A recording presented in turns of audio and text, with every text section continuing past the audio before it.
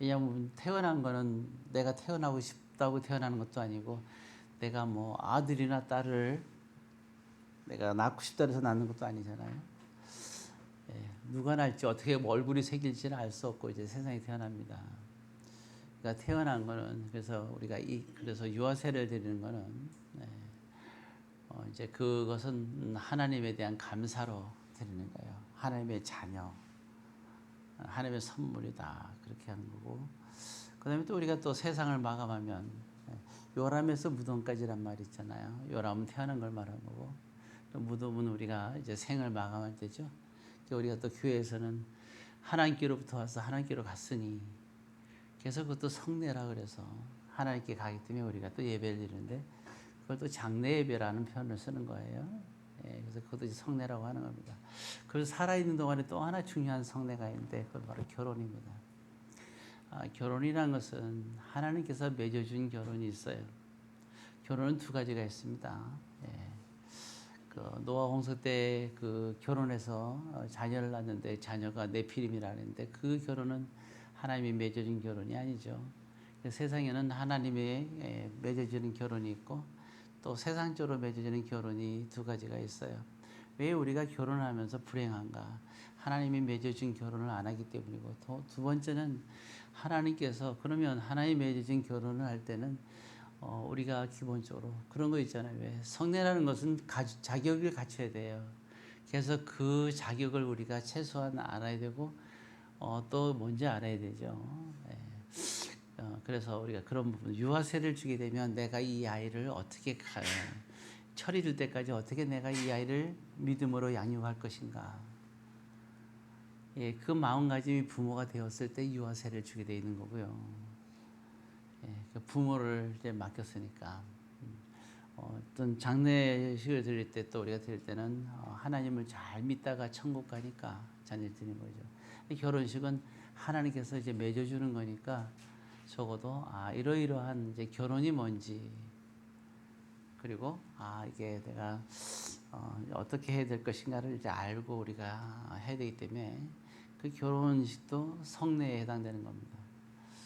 자, 그래서 오늘날에 많은 결혼식이지만 그래서 적어도 우리는 믿음의 사람들이니까 믿음 안에서 결혼이 무엇인지를 알고 하나님께서 맺어줬다는 그 의미가 되게 중요하고, 그래서 오늘 이제 보게 되면 자녀들이 결혼할 사람들도 있을 거고 또 혼자 되었다가 결혼할 사람들도 있을 거고요. 네. 또 뭐 여러 가지 모습으로 또 스스로 또 결혼할 나이가 된 사람도 있을 겁니다. 자, 그래서 오늘 다른 아니래도 우리가 말씀을 통해서 적어도 결혼이 무엇인지를 한번 생각해보는 시간을 갖도록 하겠습니다. 자, 먼저 보게 되면 5장 21절에 이렇게 시작하고 있습니다. 같이 한번 읽습니다. 그리스도를 경외함으로 피차 복종하라. 예, 피차 복종하라. 그럴 때 피차 두 사람이 있으면 서로가 서로에게 복종하는 의미로 시작됩니다. 자, 우리 잘못된 성경은 왜곡되게 봐서는 안 되고 전체적으로 봐야 됩니다. 그러면 이제 피차 복종하라는 말에는 두 가지가 의미가 있어요. 그거는 우리가 창세기 보게 되면 하나님께서 천지를 창조할 때 사람을 창조해야 되는데 창세기 1장 27절 28절에 보게 되면 하나님께서 창조할 때 보면 남편과 아내를 창조했다고 나와 있질 않아요. 어떻게 나와 있냐면 남자와 여자를 창조했다 이렇게 나와 있습니다. 남자는 흙으로 하나님께서 창조하시고 생기를 부어 주셨잖아요. 그리고 여자를 창조할 때는 그 여자에게서 남자에게서 갈비뼈를 취해서 창조했습니다. 짐승들하고 달라요. 짐승들은 흙으로 하나님께서 창조하셨어요. 예, 공중의 새도 마찬가지고 저 흙으로 창조했어요. 사람은 단순하게 흙으로 창조한 게 아니에요. 흙으로 창조하면 사람이 아니에요. 그냥 움직인다 그래서 만약에 흙으로만 창조하면 짐승이죠. 그래서 여섯째 날 짐승하고 사람을 똑같이 창조하세요. 짐승들이 굉장히 기분 나쁠 것 같아요. 똑같이 척추도 갖고 있고 위장도 갖고 있는데 왜 사람은 특별할까? 예, 특별합니다. 짐승들이 아무리 사나워도 사람을 이길 수가 없어요. 사람이 짐승을 다스리죠. 그건 왜 그럴까요? 단순히 흙으로 만든 게 사람이 아니고 하나님이 생기를 부어놨어요. 그래서 하나님의 형상으로 창조하신 거예요. 하나님의 생기가 들은 사람들, 하나님의 형상이 들어간 사람, 하나님의 형상으로 만들었기 때문이고, 오늘 우리에게는 저와 여러분들도 하나님의 생기가, 우리는 이 세상에 2번 태어나야 돼요. 유아 세례를 받았을 때는 우리는 철이 없어요. 그러나 우리가 많이 성장해서 하나님을 친히 직접 우리가 알게 되는 거죠. 부모가 알던 하나님을 여러분들이 이제 만나게 되는 순간이 있어요. 예.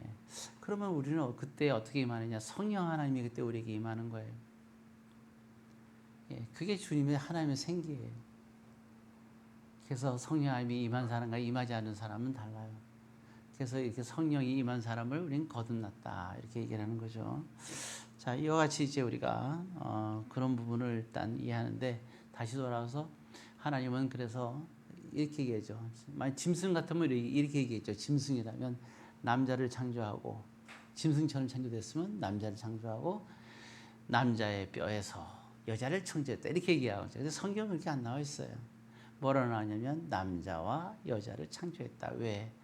중요한 건 이게 흙으로 만든 게 중요한 게 아니라 하나님의 생기가 들어갔다는 거예요. 그리고 하나님의 형상으로 만들었다는 게 중요한 거예요. 그게 사람이 하나님의 형상으로 만들어졌으니 만물을 정복하고 다스리라고 한 거예요. 그리고 우리에게 가장 중요한 것은 하나님의 형상이 있다는 게 중요합니다. 그래서 남자와 여자를 창조했다. 그래서 결국 여기서 보게 되면 우리는 남자와 여자는 원래 하나님은 동등하게 이 세상에 만들었어요. 일단 그 부분을 우리가 이해해야 되고요. 그러면 왜 만들었냐, 또 그럼 왜 서로에게 복종해야 되느냐 했을 때 하나님의 나라를 위해서 서로에게 복종해야 된다 하는 겁니다. 자, 그런데 이제 보게 되면 골로새서 3장에 보게 되면요, 18절 19절에 이렇게 나와 있어요. 골로새는 에베소서 바로 옆에 있으니까, 이웃 동네에 사니까 한번 찾는 분들은 한번 찾아보시기 바라고요. 아니면 잘 들으시면 됩니다. 골로새 3장 18절 19절을 같이 읽도록 하겠습니다. 327페이지. 아내들아 남편에게 복종하라. 이는 주 안에서 마땅하니라. 남편들아 아내를 사랑하며 괴롭게 하지 말라. 아주 정의를 골로새는 정확하게 나타냈어요. 아내는 남편에게 복종하고, 남편은 아내를 사랑하고, 아내를 괴롭히지 말아야 됩니다. 근데 이거는요, 한쪽이 완성되는 게 아니에요. 결혼이라는 것은 남자만 할도리를 다하는 게 중요한 결혼이 아니에요. 또 여자가 여자만 할도리를 다하는 게 중요한 게 아닙니다. 결혼은 그런 게 아니에요. 다른 거는 몰라도요. 자기의 개인 신앙생활 할 때는 상대가 어떻든 내가 주의 말씀대로 순종하며 살아가면 됩니다. 그러나 결혼만큼은 그렇지가 않아요. 결혼이라는 것은 오늘 그랬잖아요. 그러니까 피차 복종하라. 이거는요, 묶여진 사건이에요. 공동 사건입니다. 그러니까 아내는 복종해야 돼요. 남편은 사랑하고 아내를 괴롭히지 말아야 돼요. 이 두 가지가 동시에 만나야 돼요. 그래서 믿음의 사람들이 우리 같이 결혼해야 되는 게 여기에 있는 거예요.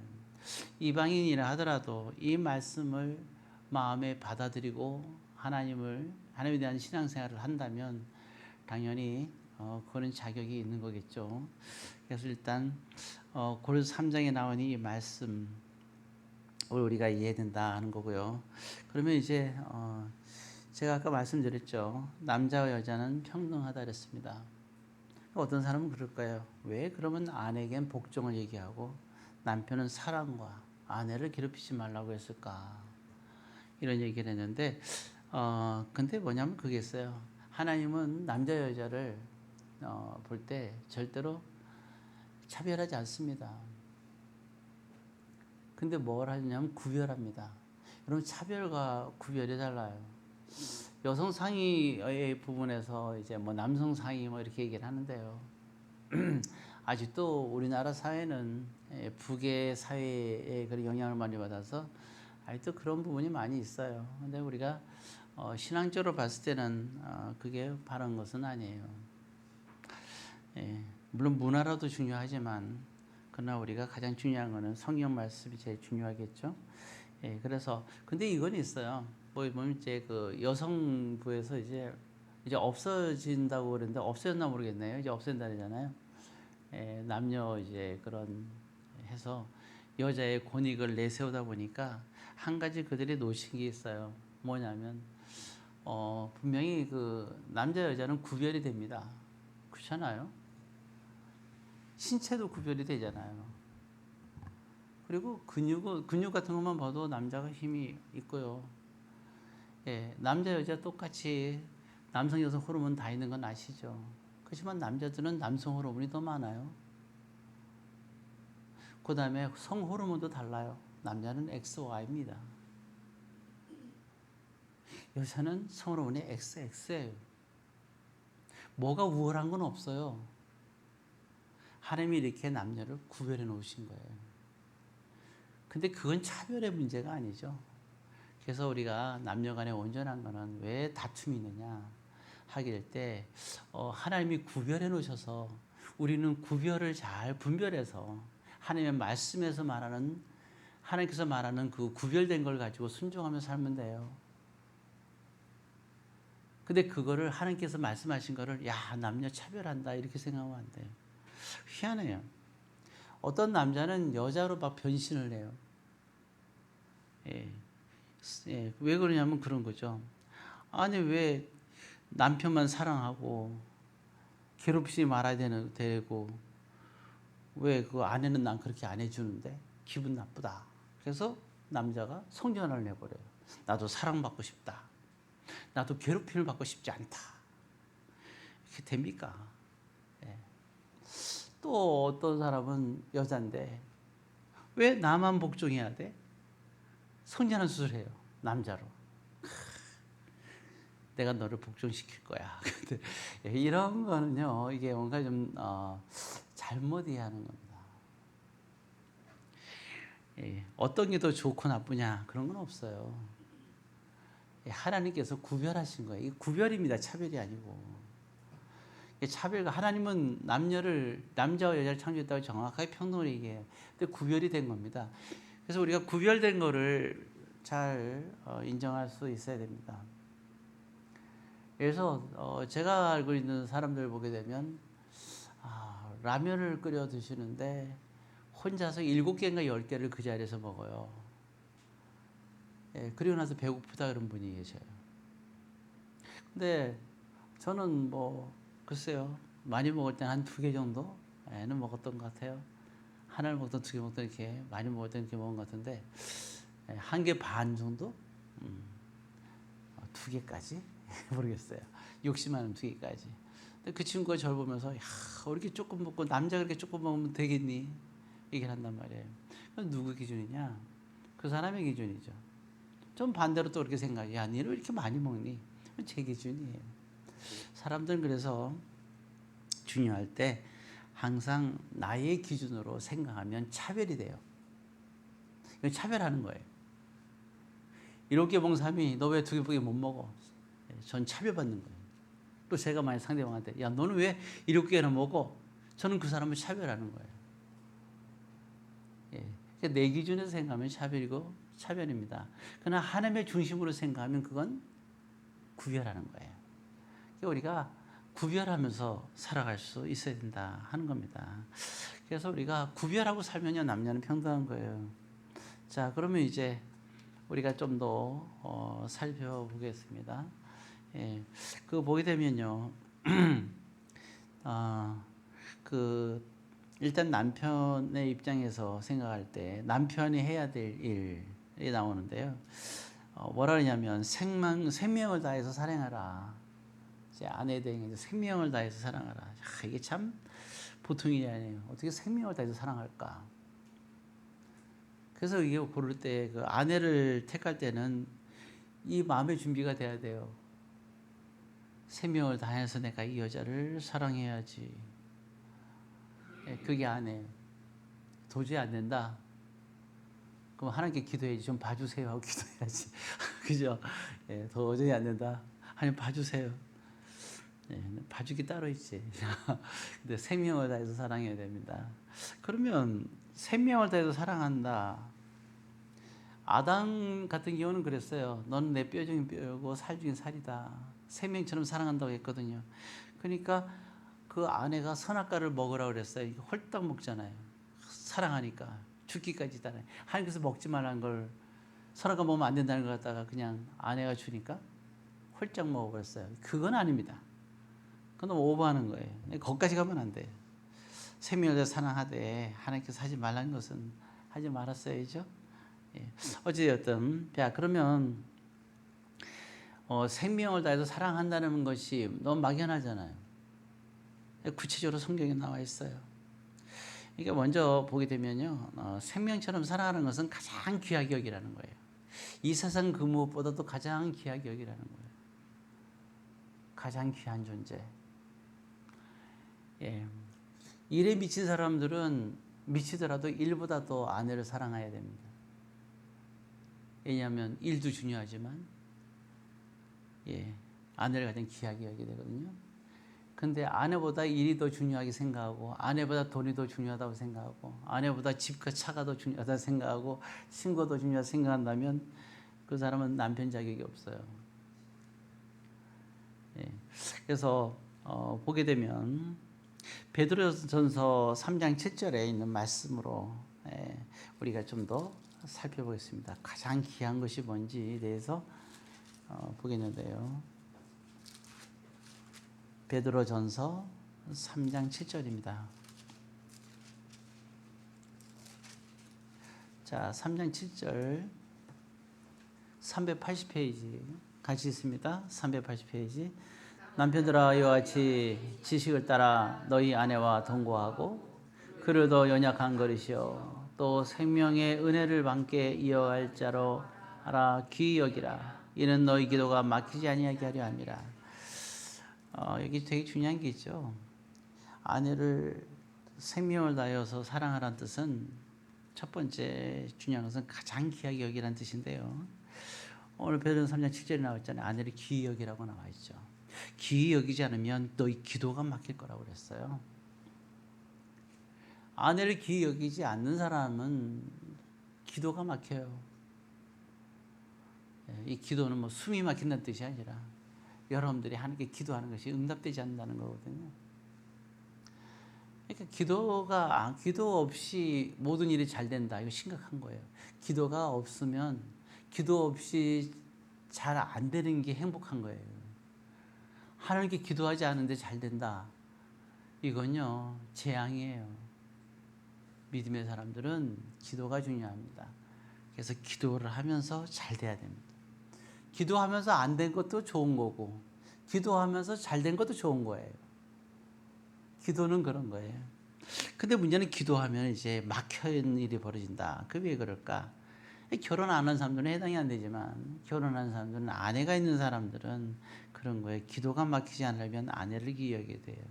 그럼 귀히 여긴다는 게 뭐냐 할 때 거기 3장 7절에 보면 아주 잘 나와 있어요. 자 보면 자 먼저 지식을 따라 아내와 동거하라 그랬죠. 지식을 따라서 이것은 성경 지식에 따라서 동거하라는 얘기예요. 네. 그 다음에 좀 더 보게 되면 이렇게 나왔습니다. 더 연약한 그릇으로 여겨라 그랬어요. 연약한 그릇이 아니고 뭐라고요? 더 연약한 그릇. 예. 생각해 보세요. 더 연약한 그릇이라는 게 뭐예요? 남편은 어때요? 남편도 자기도 연약한 그릇이에요. 야, 니만 힘들어 나도 힘들지. 이렇게 얘기할 수 있죠. 근데 하나님은 참 말씀에 지혜롭게 나왔어요. 더 연약한 그릇. 그래, 니도 약해. 그러나 그 여러 가지로 약한 여러 가지 모습, 마음이 약할 수도 있고, 뭐 환경이 약할 수도 있고, 어두운 과거가 나를 힘들게 할 수도 있어요. 남편은 연약한 그릇은 좋아요.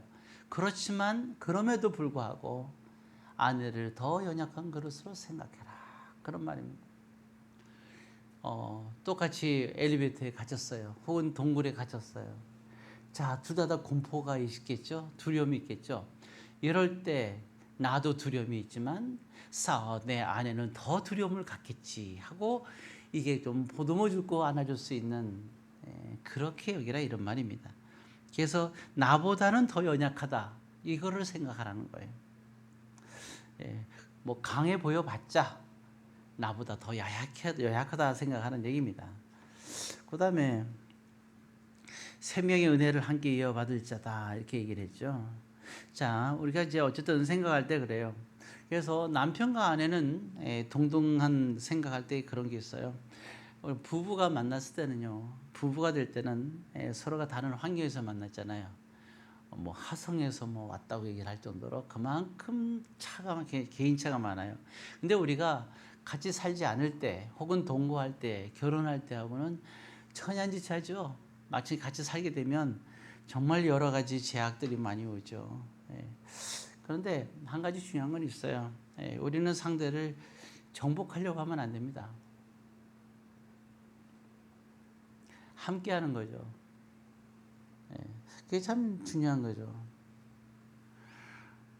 결혼 그래서 우리가 하나님께서 말하는 그 결혼 속에서는요, 행복하기 위해서 결혼하는 거지. 행복의 조건 중에 하나가 결혼입니다. 그죠?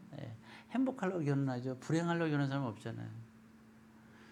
그럼 뭐예요? 적어도 서로가 서로를 위해서 피차 복종하라. 서로가 서로를 위해서 행복을 위해서 서로의 행복을 도와줘야 돼.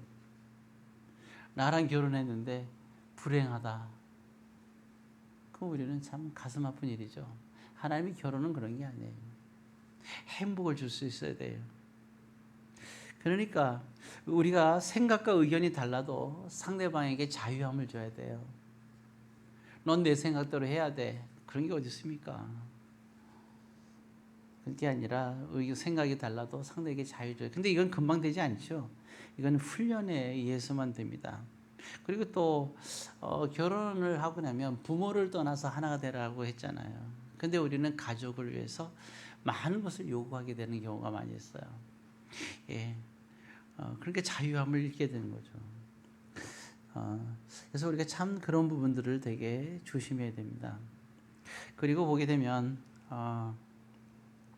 이게 아내를 결혼해서 내가 아내와 같이 살게 된다 얻는 게 아니죠.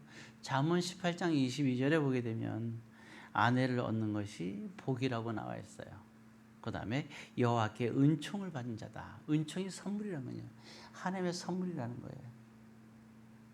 그래서 아내를 얻는 것은 이게 내가 참 복 받았구나. 이게 누가 주신 복이에요? 하나님 주신 복이구나. 하나님의 선물이구나. 잠언 18장 22절의 말씀입니다. 그리고 우리가 혼자 살 때는 막 슬플 때도 많잖아요. 잠언서 5장 18절은 뭐라 그러냐면 아내를 얻은 자들은 즐거워하라 그랬어요. 아내 때문에 즐거워하는 거예요. 물론 하나님 때문에 즐거워야 되지만 아내 때문에 즐거워야 됩니다. 아내는 나에게 즐거움을 주는 존재가 돼야 돼요. 근데 맨날 이게 구박만 하고 탁탁 긁어가지고 남편의 속을 발박 긁으면 안 되겠죠. 즐거움이 있어야 되잖아요. 그런 행복과 즐거움을 줄 수 있는 서로가 서로에 대해서 그래야 됩니다. 재미있는 표현이 있어요. 전도서에 보면요, 다 뭐라 나왔어요? 헛되고 헛되니 모든 것이 다 인생이 헛되다 그랬잖아요. 근데 헛되지 않은 게 한 가지가 나와 있어요. 전도서 9장 9절에 보면 이렇게 나왔습니다. 찾는 분들은 같이 한번 찾아볼까요? 전도서 9장 9절입니다.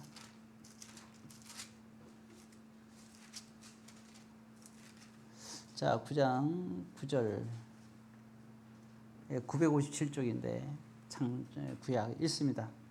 내 헛된 평생의 모든 날 곧 하나님이 해 아래에서 내게 주신 모든 헛된 날에 내가 사랑하는 아내와 함께 즐겁게 살지어다.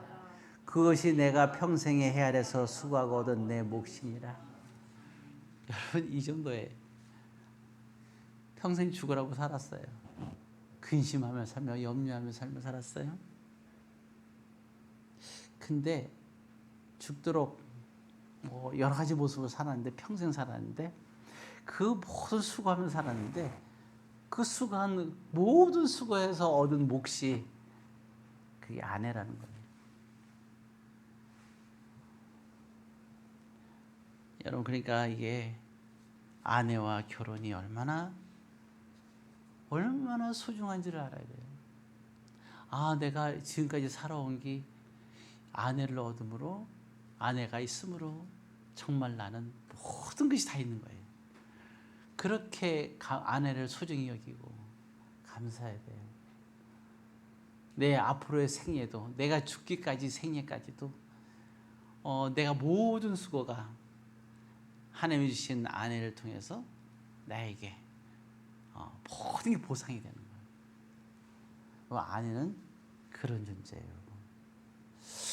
전도서에는 다 헛되다는데 헛되지 않은 게 한 가지가 있는데, 인생은 다 헛되고 근심이고 다 그런 건데, 근데 유일하게 그 모든 숙의 몫이 아내라는 거예요.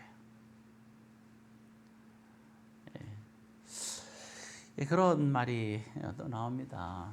그리고 그 보게 되면 또 그런 말이 있어요. 창세기 2장에 보게 되면 18절부터 20절에 보게 되면 아내는 어떤 존재냐, 근본적인 얘기가 나와 있어요. 2장 18절부터 20절에 나오는데요. 18절만 간단하게 읽도록 해보죠. 창세기 2장 18절 같이 읽습니다. 여호와 하나님이 이르시되 사람이 혼자 사는 것이 좋지 아니하니 내가 그를 위하여 돋는 베풀을 지으리라 하시니라. 그 뒤에 내용이 이제 그 짐승들을 다 불러놓고 모든 생물을 불러놓고 쌍쌍이 불러요. 이것도 하나님이 쌍쌍이 아장아장 걸어오게 만들어요. 큰 짐승은 성큼성큼 걸어오고 비암들은 이제 이렇게 기어서 오고 다 오는 거예요. 그래서 아담이 그 이름을 다 지어주는 거예요. 다 쌍쌍이인데 아담만 혼자 있잖아요. 그래서 여기서 그러면서 그런 가운데서 하나님께서 하시는 말씀이에요. 그걸 보면서 이름을 지어주라 그래요. 두 가지 의미가 있죠. 지어주면서 뭘 느껴요? 다 쌍쌍이 있네. 그러니까 아담은 이제 처음에 하나님께서 창조했으니까 뭐 결혼이 뭔지도 모르고 쌍쌍이 있는 게 모르잖아요. 근데 보니까 암수가 다 이렇게 있는 거예요. 다 모든 짐승은 부부로 살아요. 이름을 적어서 보니까 그냥 제일 잘생긴 그 뱀 대표가 오면 넌 뱀이야. 사자 대표가 딱 오면 넌 사자야. 호랑이 대표는 호랑이야. 이렇게 얘기하면 되잖아요. 근데 하나님이 짓궂게도 꼭 두 마리씩 보내요. 꼭 부부가 와서 딱딱 아담 앞에 쓰는 거예요. 그러면 이름을 져줘요. 계속 치다 보니까 다들 부부로 오거든요. 그럼 생각하는 거지. 얘네들은 혼자가 아니네. 왜 나만 혼자지? 우리가 평상시에 모르다가 그잖아요. 남들이 부부를 있으면 내가 혼자구나 알잖아요. 그래서 이제 이때 얘기하는 것이 아담에게 신기하다. 저게 뭐지? 나도 있으면 좋겠다. 그래서 그에게 나오는 얘기가 이제 하는 얘기가 뭐예요? 아내를 얘기하면서 돕는 배필이란 말을 썼어요. 돕는 배필. 아내는 어떤 존재냐? 돕는 배필이에요. 거기 35절에 보게 되면 아니다. 여기 보면 아니네요. 자, 이렇게 고린도전서 7장에 보게 되면 이제 쭉 나오는 말씀 중에 하나인데요. 그런 말씀이 나와요. 흐트럼이 없이 주를 섬기게 하려 함이라. 이런 말씀이 나오거든요. 흐트리면 주를 섬기게 하려 함이라. 돕는 배필. 이게 돕는 배필이란 말은 뭔가 아내는 돕는 배필이에요. 그럼 남자는 어떻게 될까요? 돕는 자의 말을 잘 들어야 되죠. 그러잖아요. 매일 듣기 평하고 listen carefully 그거 나오잖아요. 주의 깊게 들으세요. 잘 들어야 됩니다. 돕는 배필이니까. 그래서 이게 보면 리더십을 가진 사람은요 항상 옆에 참모들 말을 잘 들어야 돼요. 위대한 정치인들은 항상 그랬어요. 보게 되면 신하들이 자기에게 불편한 말을 해도 정말 저렇게까지 얘기하나 그러면서 끝까지 듣더라고요. 그 중에 한 사람이 세종대왕이 집현전을 만들어 놓고 신하들이 얘기를 할 때 정말 겁도 없이 막 얘기하는데요. 그걸 듣고 막 스트레스를 막 받으면서도 끝까지 들어요. 그러니까 위대한 정치를 할 수 있었던 거예요. 듣기 싫어도 막 들어요. 그러니까 남편은 아내는 돕는 자예요. 그럼 또 이 여자 입장에서는 생각하잖아요. 아내죠. 왜 나는 여자인데 아내인데 왜 나는 돕는 자야? 내가 도움을 받으면 안 돼? 아니에요. 구별이에요 이건요. 아무나 도울 수 있는 돕는 자예요. 돕는 자가 필요한 거예요. 혼자 사는 사람은 돕는 자가 없어요. 그러나 아까 얘기했잖아요. 예, 하나님의 은총 선물로 준 아내는 나를 돕는 자예요. 도움을 받아야죠. 결혼은 도움을 받는 거예요. 돕는 배 필요했어요. 그렇게 주의 깊게 들어야 돼요. 어떤 얘기를 들으냐? 흐트림 없이 주를 섬기게 하려 함이라. 이게 돕는 자의 의미입니다. 그래서 남편이 흐트림 없이 주를 섬기고 나도 주를 섬기고 그런 얘기입니다. 자, 이와 같이 모습에서 또 있는 거고요. 그리고 또 하나 보게 되면 이런 말씀을 했어요. 아내를 사랑하는 것이 나를 사랑하는 것이다. 라고 이렇게 또 말을 하고 있습니다.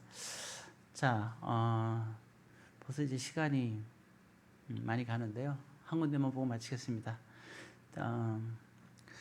보게 되면 그냥 말씀드릴게요. 데살로니가전서에 나오는 말씀 중에 하나인데요. 보면은 그 사랑의 조건에서 이런 말씀이 나와요. 4장 4절에 존귀하고 거룩하게 대하라. 남편들은 아내를 존귀하고 거룩하게 대하라. 그렇게 나와 있습니다. 존귀한 존재 그리고 거룩한 존재를 대합니다. 거룩하다는 것은 하나님의 뜻과 말씀 속에서 대하는 걸 말하는 거거든요. 왜냐하면 자식을 낳아도 자식은 하나님의 자식이고 아내가 아내와 결혼하게 해서 아내가 생기면 그거는 하나님의 선물이고 하나님의 딸들이에요. 내가 남편과 결혼하면 하나의 그 육적인 남편의 존재가 아니라 하나님의 아들이에요. 내가 마음대로 할 수 있는 남편도 아니고 내가 마음대로 할 수 있는 아내도 아니에요. 하나님의 아들이고 하나님의 딸들입니다. 그래서 모두가 다 같이 거룩한 존재이기 때문에 거룩하게 대할 수 있어야 됩니다. 그리고 서로를 존귀하게 대해야 돼요. 아까 아내가 선물이라고 그랬는데 하나님의 어떻게 아내만 그러겠어요? 남편도 하나님이 주신 선물인 거예요. 오늘은 이제 오전 시간에는 여기까지만 좀 말씀을 제가 나누기로 하고 좀 더 한 가지 여러분들이 지금까지 이렇게 살펴보면서 남편의 역할 또 아내의 역할 나는 왜 이렇게 해야 돼 이런 개념이 아니라 구별의 개념으로 여러분들이 생각을 해서 하나님께서 가르친 구별을 가지고 여러분들이 믿음으로 잘 하나하나 가다듬고 이런 말씀들을 여러분들이 잘 알아서 그래서 지금 가정을 이룬 분들은 이와 같은 하나님이 원하는 가정의 모습을 이루고 또 결혼을 할 사람들은 또 이와 같이 하나님 이걸 잘 알아서 정말 하나님께서 원하시는 아름다운 믿음의 가정을 이루시기를 주의 이름으로 권면드립니다. 기도하겠습니다. 사랑의 아버지 하나님, 오늘 이 시간에도 함께해 주시며 아름답고 행복한 부부가 다 가정이 이루어지게 하옵소서. 예수님의 이름으로 기도드리옵나이다. 다 같이